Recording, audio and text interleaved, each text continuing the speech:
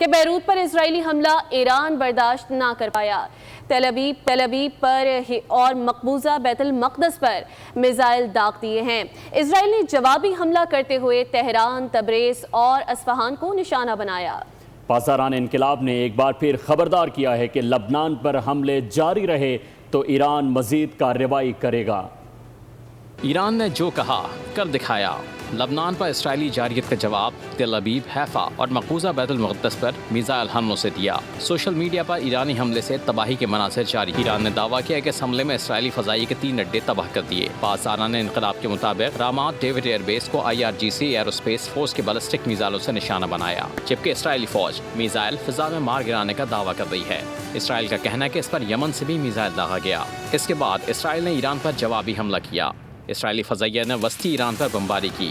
Tehran, Isfahan اور تبریز دھماکوں سے گونج اٹھے۔ اس بمباری سے ایک پیٹرو کیمیکل متاثر ہوا۔ اس کارروائی کے بعد ایران نے مغربی فضائی حدود غیر معینہ مدت تک بند کر دی ہے۔ سبسکرائب کریں اور بیل دبائیں تاکہ کوئی خبر رہ نہ جائے۔